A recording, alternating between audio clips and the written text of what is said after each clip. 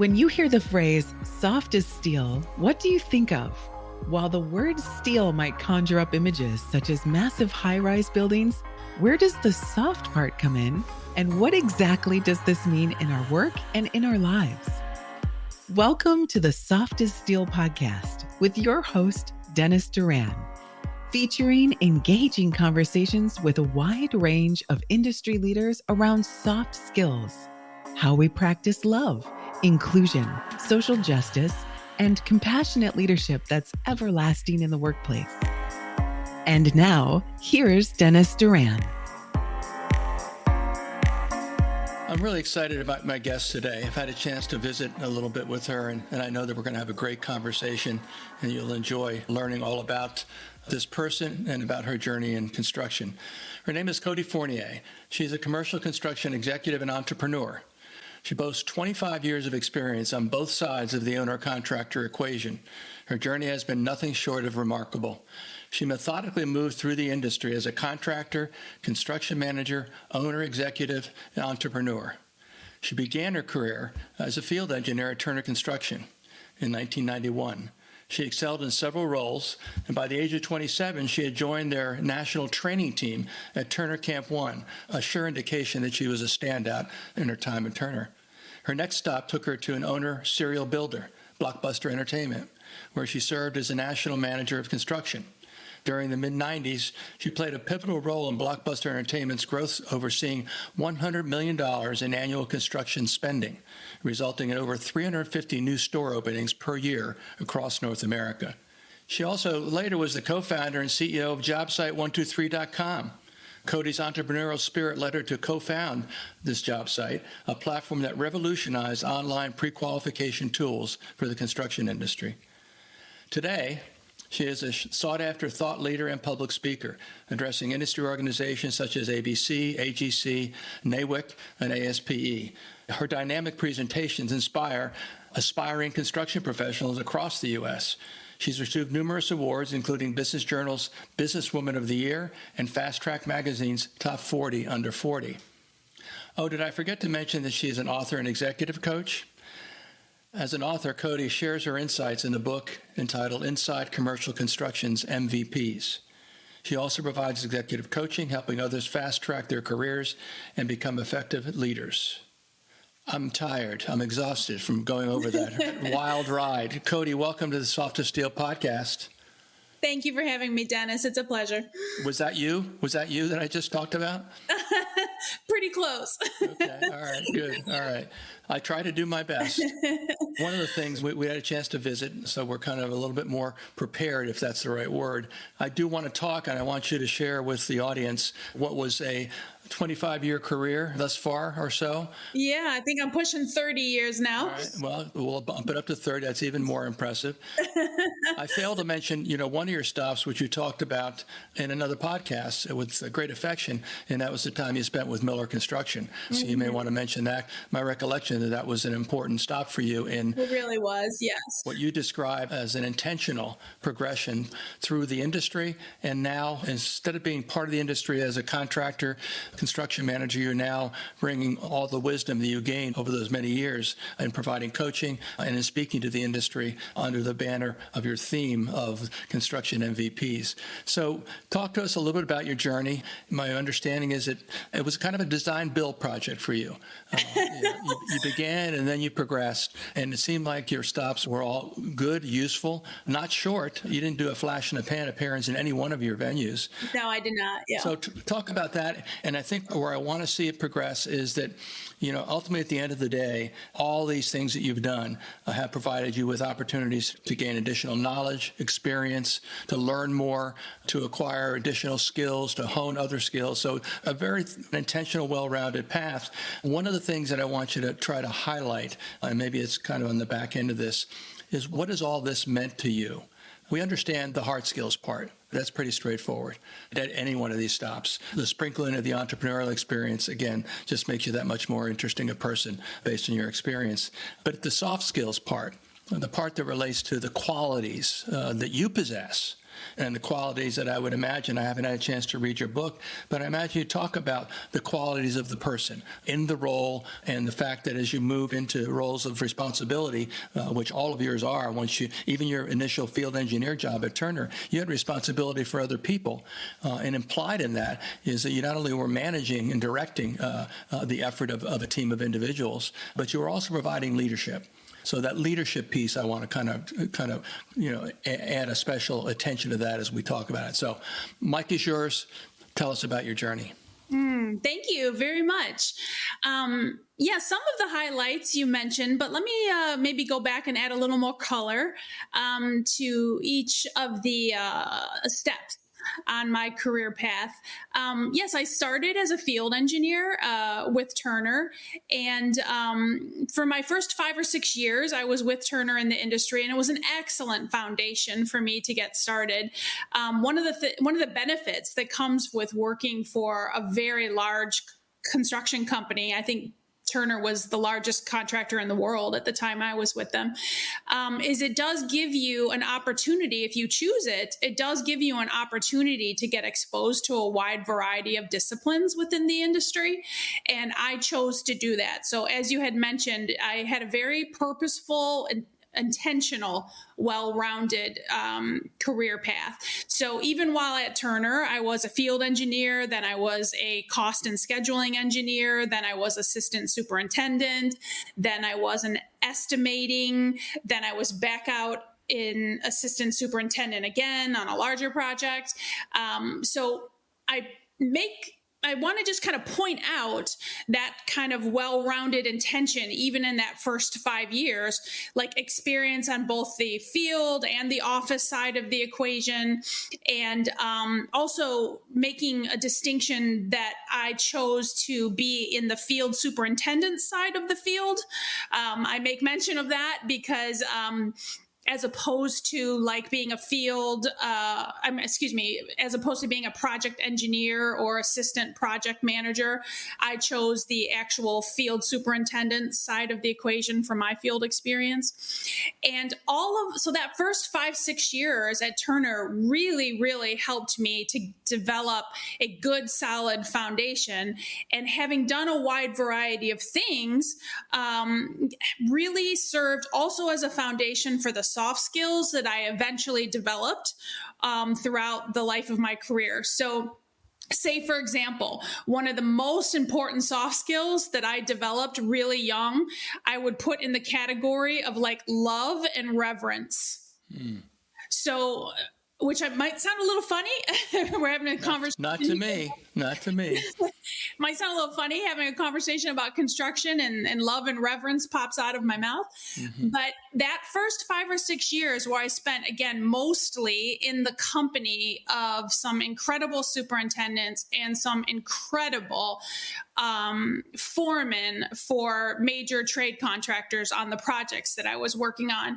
And I was in those positions enough to become competent, enough to become let's say if you were going to give me a report card grade, I would be like a B+, A- player in those positions. But I was fortunate to be surrounded by enough A+ players, like enough world-class level tradesmen, trade foremen, and superintendents that really, really, really taught me a lot. And so very young, I developed this strong reverence for the actual builders of the construction industry, and took that with me even after I left the field. So even though my career went into a different direction after about year 5 or 6, what I'm getting at is I spent enough time in those various positions that I left with a very healthy reverence for what it means to be world-class good at those things. And that really played, that really impacted my ability to develop soft skills, which I know is something that you are passionate about, is a message you are passionate about. And I cannot recommend this enough, that the more well-rounded you make your career in the construction industry, meaning the more hats you actually wear yourself, the more new positions you put yourself in where you're constantly putting yourself into a rookie role. So what I mean by that is I don't care if you've been in the industry 5 years, 10 years, 15 years. Every time you take on a new role and a new responsibility, you're a rookie, right? You put yourself back into heavy learning mode, right? Like the big learning curve. And it forces you to pay attention to those people who are really good at this position that you are new at. And so again, the more experiences you have, the more well-rounded you make your career, the more love and reverence and respect you will create, will be like inspired inside you for all the different people that it takes to run a successful construction company. And that love and reverence and respect will serve you well as you go up the ladder and then find yourself in leadership positions, that the more well-rounded your path has been on your way to getting there, the better you will do. So it started out that way for me at Turner. And then from there, I also continued on this intentional well-rounded journey by hopping over to the owner side of the equation, like you said, to basically represent Blockbuster in the development of their store chain. So that gave me experience on the owner side, helped me to empathize with what does it feel like? What does it look like? What does it feel like to be on the owner side of the equation, hiring architects and contractors instead of being the contractor? So having done that for a little while, again, increased my empathy, my understanding for other people's points of view. And then when I stepped back into the contracting world, as you later mentioned, instead of working for a huge global world contractor like Turner, I was intentionally creating a different kind of experience where I would work for Miller Construction Company, which is a very prestigious design builder and general contractor that basically works in the state of Florida.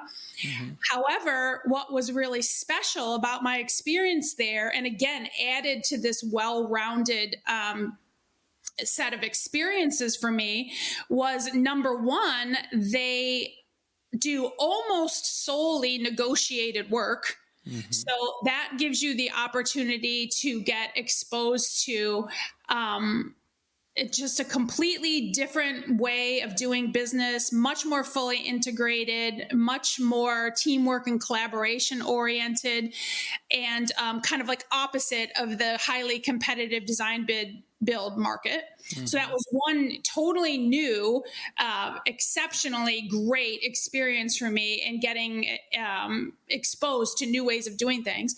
And then second of all, most importantly, I was kind of switching from an operations background to a business development role. So I was now getting responsible for a whole nother side of the equation, right? And so that, again, added to this whole purposefully choosing new positions every several years, new situations where I was going to go back to being a rookie. I was going to go back to having a very big learning curve and learn completely new sets of experiences and dynamics related to the construction industry.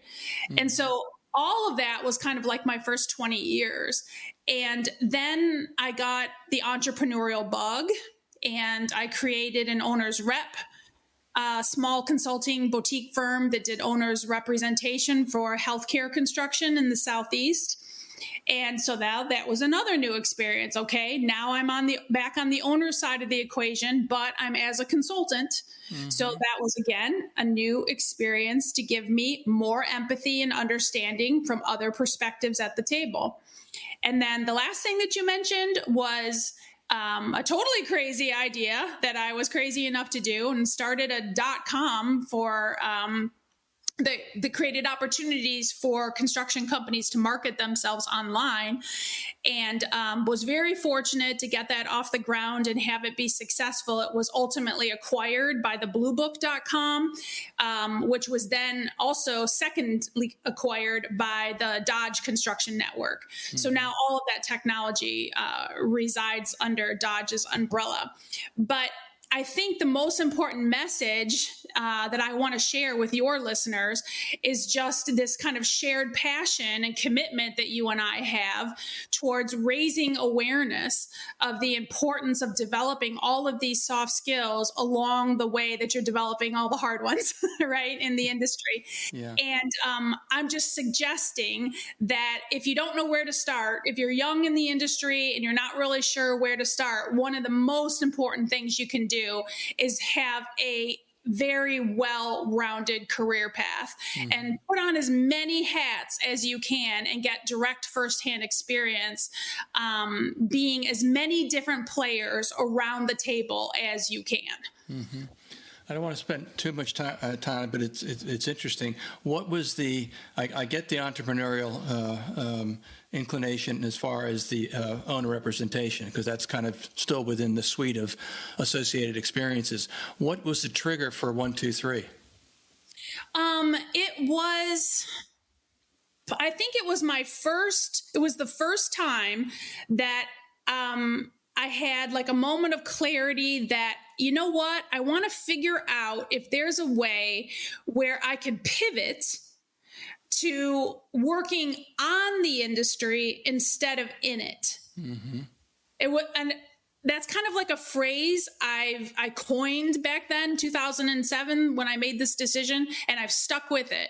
So formulating jobsite123.com, which again, like I said, eventually became part of the bluebook.com, was my first real attempt to think about how can I make an impact on the industry as a whole and help as many buyers and sellers in the industry as possible, as opposed to whatever specific company I'm working for or whatever specific project I'm working on. And so that idea was just kind of birthed in my living room, and I was fortunate enough to get enough momentum behind it to be able to get it to take off. And then, like I said, eventually have it be successfully acquired. But since then, I've kind of remained in this focus of working on the industry instead of in it. So I like that feeling. I like what I'm doing now, where I feel like I have the opportunity to help many different companies and individuals in many different circumstances. And I spend an awful lot of time and energy and effort, again, working on it as opposed to working full time in it in any one particular place. So I think that was part of the ethos that was going through my mind at the time. So again, I want to know more. So again, what you developed was an online pre-qualification system, basically. Right. What was happening, or what did you observe in the industry that said, this is a problem, I think I can figure out a way to solve the problem? Yes. How did you see it? Yeah. Well, so keep in mind, go back in your head that this would have been like 2007 and 2008. Okay. So technology was nowhere near what it is now. Okay. Right. So everything that I'm about to say really was on the bleeding edge of these ideas, right? Definitely very risky, very much on the bleeding edge. But what I wanted to create was this was about the time when Google was becoming so powerful that you could just basically type into Google whatever question you had, and Google would give you an answer. Like, say, for example, you just wanted to type in what's playing at Cinemark down the street, right? And it would just give you the answer. They'll click here, and here's all the movies playing at the Cinemark nearest you. Okay, well, I wanted that kind of Q&A. I wanted that to be available for questions that were needed and necessary in the construction industry. So say, for example, I created the whole thing was based on the concept that you should be able to just type into Google, plumbers with healthcare experience in Dallas, Texas. And I wanted Google to give me information that would be helpful towards that. So that was the original point of JobSite 123, was to be able to connect buyers and sellers utilizing the power of search engine optimization. So, and it also was an attempt to help contractors to very easily create their own online presence. Because you have to remember, back in 2007 and 2008, not every construction company even had a website. Right. So the platform allowed construction companies to basically build their own profile within the platform, and it would have in it all of the basic pre-qualification information that somebody looking to hire you would want and need from your company. And it took all of your answers to those standard pre-qualification questions, and it built it automatically for you into a pretty cool looking web profile, which was then accessible, indexable by Google and Bing and all the search engines. And so, and we were able to get it to work, and it worked pretty well. So it was just enough to kind of get the attention eventually of the bluebook.com, because the bluebook.com had and still does have huge monthly traffic to its site. So the Blue Book then became interested in acquiring the technology because they had the traffic to their site looking for resources. And so buying our technology was like a really, really helpful add-on or plug-in to what they already had. So as you can imagine, many companies, when they're trying to decide to do technology upgrades to their system, they kind of do the build it versus buy it analysis.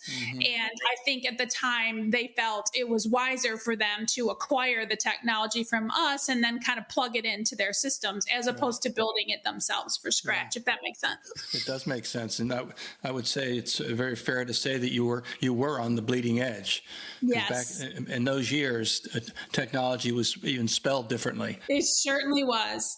As well as, can you imagine I always say I give myself credit for having guts at the time, because if you recall 2008, the whole world economy just completely crashed and tanked. So what the hell was I doing starting a .com at that time? But, so I knew enough to be dangerous. I knew enough to give it a try. But again, it was an example of trying to capitalize and be helpful on all of the experiences that I had. I was extremely empathetic to what it was like to be an owner trying to find resources quickly in any given area. I was also empathetic to what it's like to be a contractor trying to effectively market your qualifications to potential buyers, and to have those things be geography specific and to have those things be in line and indexable and compatible with new trends, like people learning to Google information. So I was trying to bring all of those things which were disparate at the time, and I was trying to find a way to bring them all together with absolutely no technology background at all. I just was inspired by the idea that you should be able to do that. And so I gave it a shot. It's certainly a bonus feature of your career journey. So there's no question about that. I always say I have a PhD in entrepreneurship by doing that, because who knew? I can't even imagine when I was a field engineer at Turner way back in the day.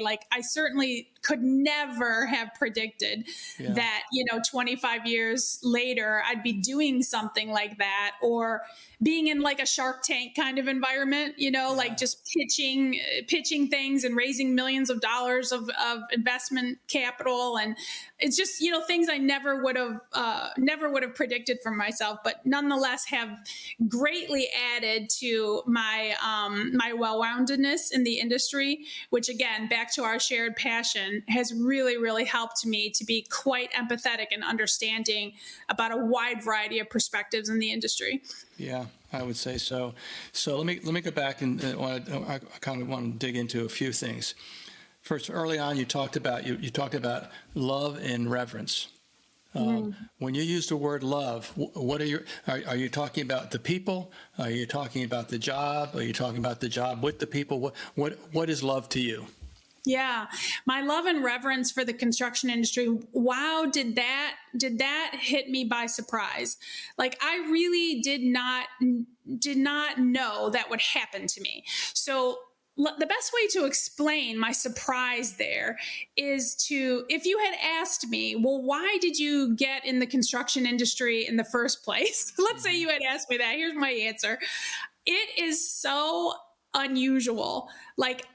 I did not have any family in the construction industry. It's not like my father owned a construction company or anything like that. I had no thought of working in the construction industry whatsoever as a child or anything. So then how did I end up here? Well, when I was at Michigan State and I first thought maybe I might be interested in majoring in architecture. I don't know, but I never did. But it was a tiny thought in the back of my mind. And I was kind of like undeclared with no major my freshman year. And I find this magazine you have to remember when I say magazine, I'm talking 1987. So there was nothing online yet, right? Everything was still done old school. And Michigan State published this like catalog magazine thing every year. And you have all the 400 major choices that, because Michigan State's a massive public institution. So there's hundreds of majors. But this particular catalog ranked them by average starting salary out of school. Okay. And number one, if my memory is correct, don't hold me to this, but my memory is that I think chemical engineering was number one and construction management was number two. Really? And I was like, what is this? What is this construction management thing?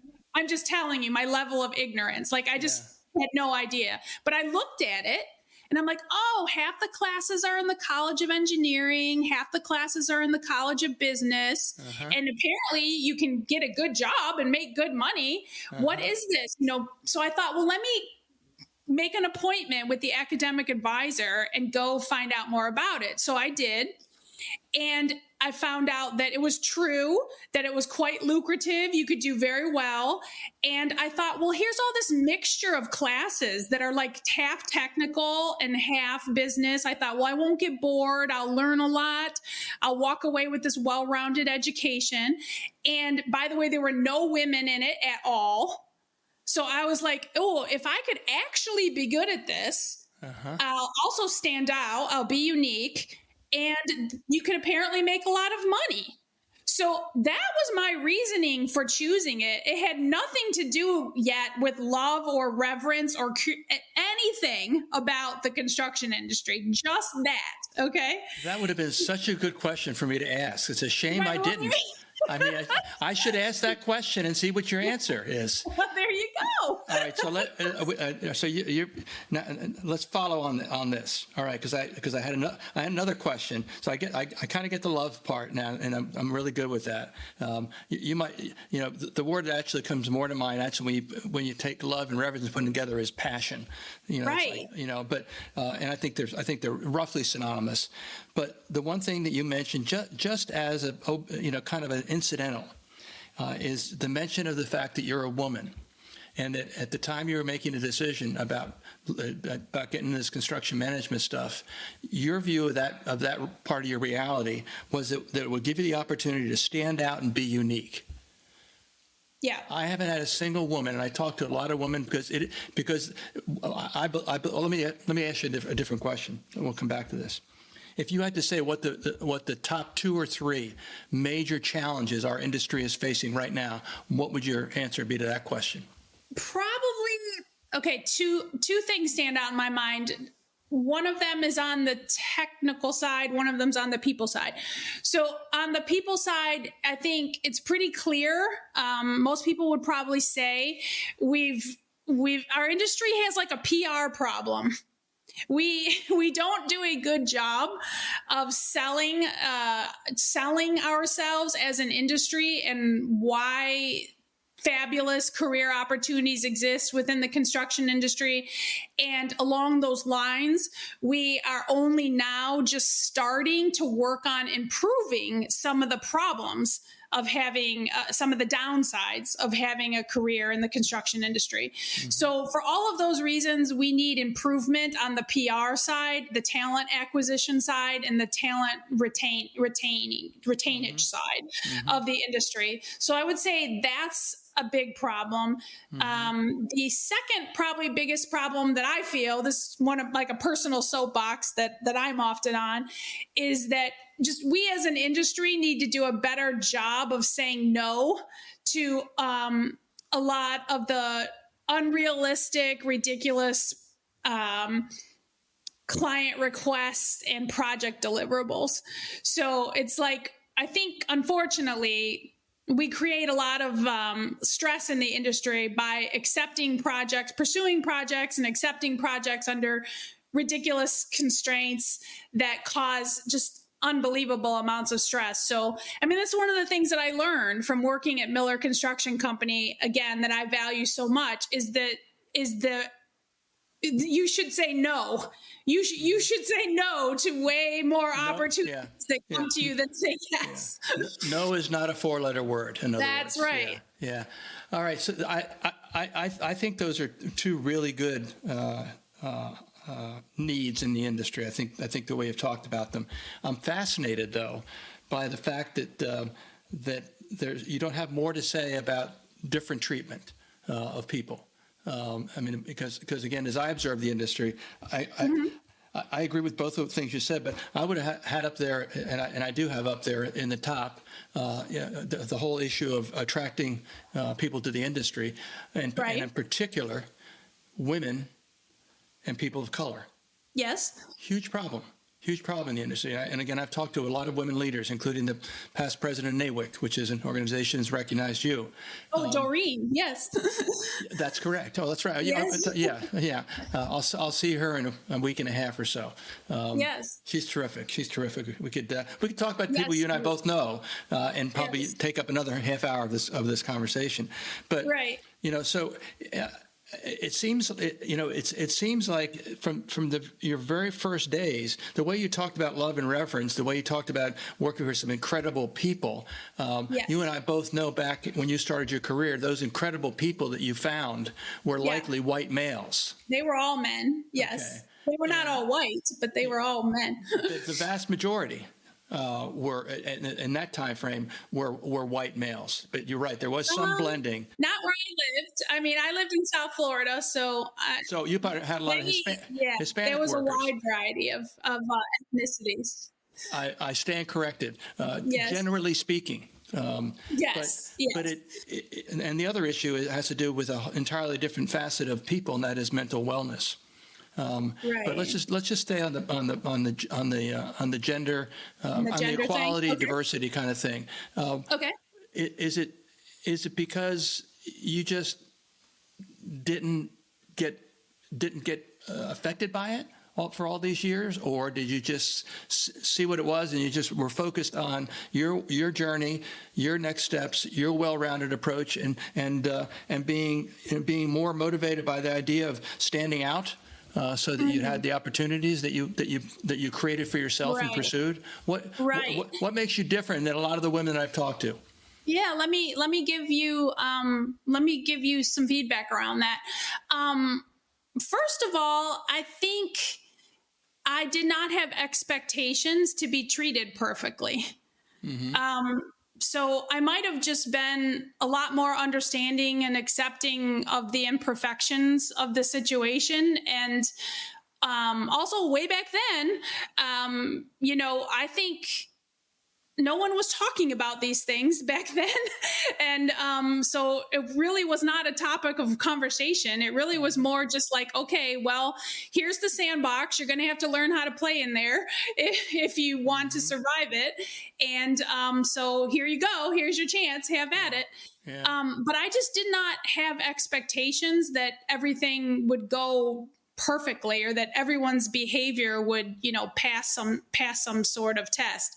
But I will say that, first of all, I want to acknowledge that I think I was very fortunate to be surrounded by enough people who gave me sincere chances to learn and grow.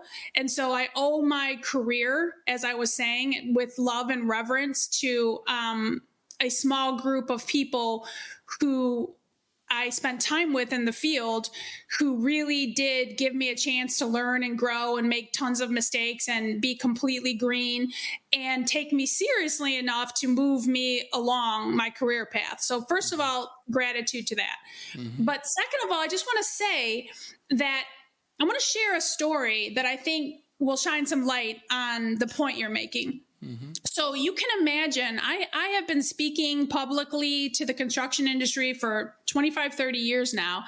And you can imagine how many times people after either during a Q&A session or come up to me afterwards will ask me with true sincerity, with true curiosity, will ask me, what was it like for you as a woman in the industry? Or was it a disadvantage for you being a woman in the industry?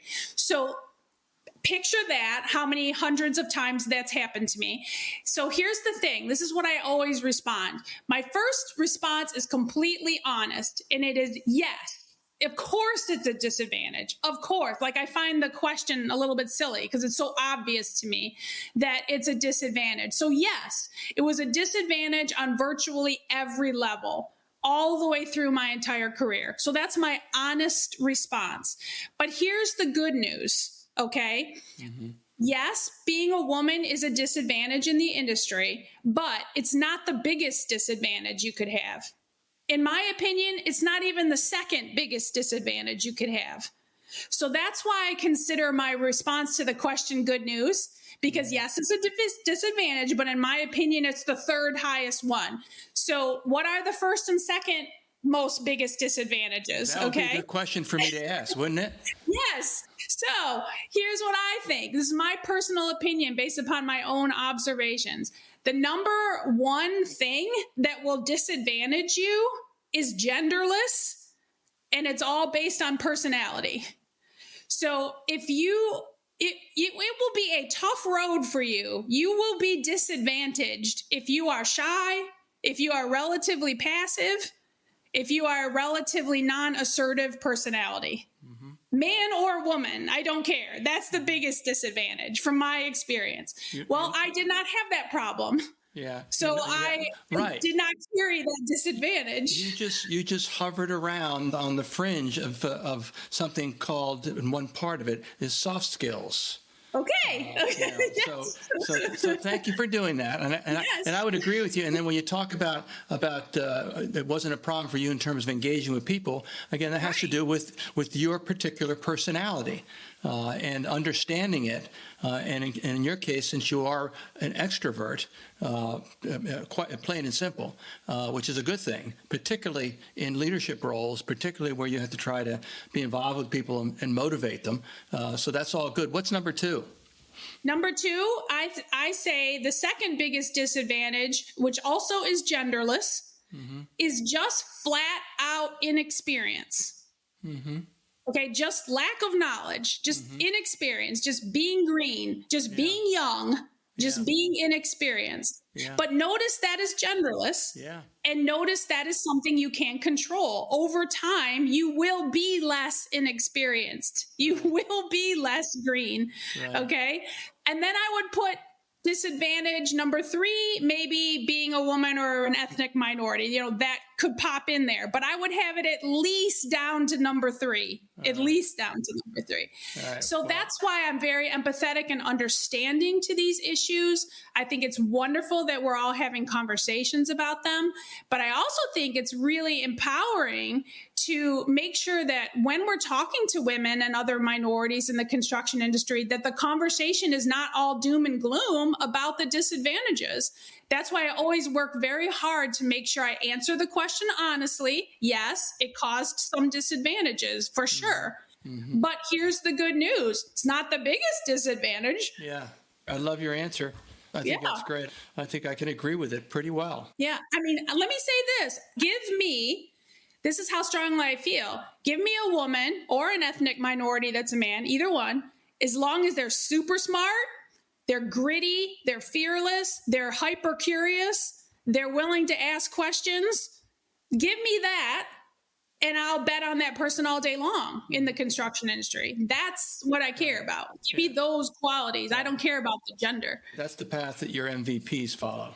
Mm-hmm. And I would say that out of those 5 things that you mentioned, 4 of them, again, are related to soft skills. They are related to soft skills. And maybe the one that's not related to soft skills, just to, have a well-rounded discussion about it. The next biggest thing that I advise is, excuse my French, but get your ass out in the real field and stay out there. Yeah. Stay out there for as long as possible. And when I say the field, I mean superintendent. Boots on the ground. Boots on the ground. Not brand new ones. Exactly. Not brand new ones you just got from the, what's the latest great one is, shucks, I can't think of it now. And certainly not a color other than either black or tan. Introduce a color into your hard-toe shoes, then they're not hard-toed anymore. Yeah. The point is you want to be out there interacting with the people who really know how to build things. Absolutely. So that knowledge can transfer to you before you start focusing your career on moving paperwork around. Mm-hmm. You want to get as much exposure as you can to actual building knowledge. I've never met anyone ever in the construction industry who has ever said to me, I spent too much time in the field. Right. I wasted too much time in the field. I've never heard that. Yeah, I would agree. Well, you know what? Our time is more than up. I knew it was not going to be easy for you and I just to talk for 30 or so minutes. But we did, and a little bit more, and every second is worth it. Some of the things that came from your thoughts that we took a look at and talked further about, really interesting. You have some different takes on things, not in a bad way, and frankly, in a very good way. Oh, thank you. And there's no question in my mind that I can see not only based on your journey, but as you work on the industry, we need more people that are trying to work on the industry around the things that need the work. And that is, how do we take care of the people? That's right. Whether they're the people that we're trying to find and bring into the industry, the people that we get here and want to keep, the people that we hire to serve our customers and our customers themselves. And I know you get all of that. And I really, and it's just kind of a punctuating thought. It is different, but the gender thing isn't a thing for you. Nope. Yeah, I mean, I think it's fabulous. Mm-hmm. Again, I'm doing a whole big panel discussion on women in the construction industry. We're talking about, them getting access to opportunities and all this and that. Well, put me on the panel. Well, we probably needed a little dose of Coty, Coty, thank you so much. This was a great way to finish up my week, and I thoroughly enjoyed seeing you again. I'm sure that we're going to talk again. Oh, I would love to. I hope our paths cross in some way. And I just want to say thank you for everything that you are doing, Dennis, because we obviously have this shared passion and commitment around soft skills. And so I just want to say thank you for all you're doing to move the ball in the right direction. Appreciate that very much. Thank and you. Keep listening to my podcast. I will. Yeah. I just listened to the Doran episode and the Barb Allen episode. Yeah. And wait till you hear the Coty Fournier episode. That is going to be, you're not going to be able to stop smiling when you hear that episode.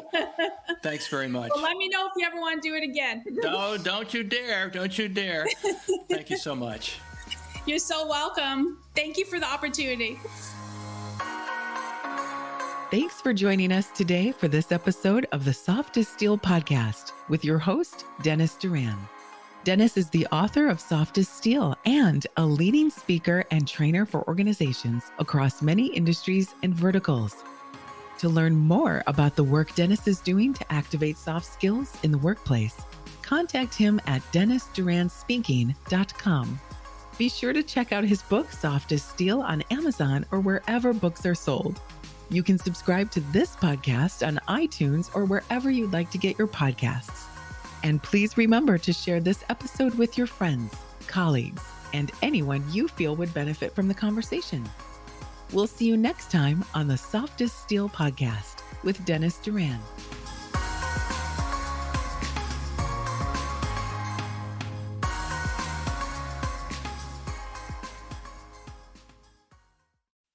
Produced by Audivita Studios. Connect your voice to the world.